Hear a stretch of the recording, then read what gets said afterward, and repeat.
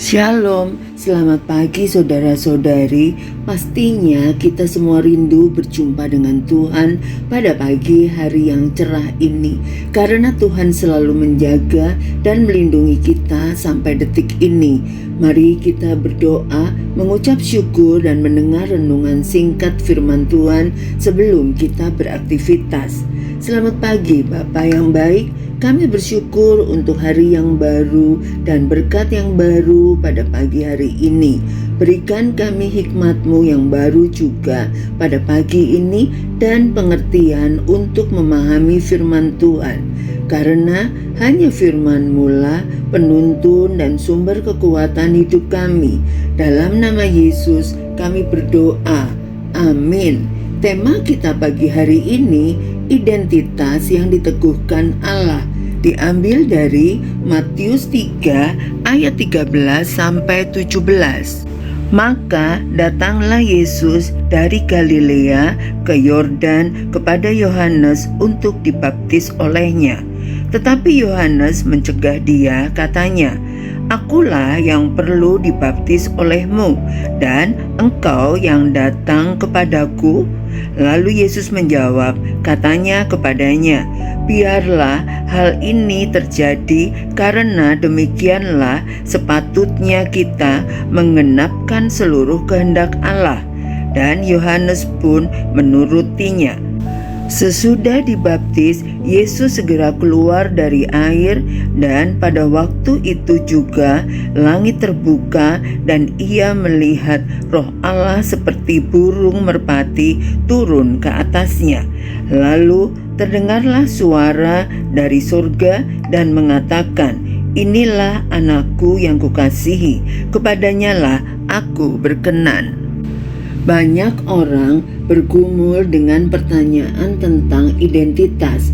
Siapakah aku? Apakah aku berharga? Apakah hidupku berarti? Dunia sering menilai identitas berdasarkan prestasi, status, atau pengakuan orang lain. Namun firman Tuhan menunjukkan bahwa identitas sejati diteguhkan oleh Allah sendiri, bukan oleh manusia. Peristiwa baptisan Yesus menjadi gambaran indah tentang bagaimana Allah meneguhkan identitas anaknya. Yesus datang kepada Yohanes untuk dibaptis bukan karena ia berdosa, melainkan untuk menggenapkan seluruh kehendak Allah. Matius 3 ayat 13 sampai 15. Ini mengajarkan bahwa identitas rohani tidak dibangun oleh pembenaran diri, tetapi oleh ketaatan kepada rencana Tuhan. Saat kita taat, Tuhan bekerja meneguhkan siapa kita di hadapannya. Ketika Yesus keluar dari air, langit terbuka dan Roh Allah turun seperti burung merpati. Ini melambangkan perkenanan Allah dan kehadiran Roh Kudus. Matius 3 ayat 16. Identitas yang benar membawa kita pada relasi yang hidup dengan Allah, bukan terhalang tetapi terbuka. Perhatikan pernyataan Allah, "Inilah anakku yang kukasihi, kepadanyalah aku berkenan." Matius 3 ayat 17. Disampaikan sebelum Yesus melakukan mukjizat atau pelayanan publik. Artinya, identitas Yesus diteguhkan bukan karena apa yang ia lakukan, tetapi karena siapa dia di hadapan Bapa.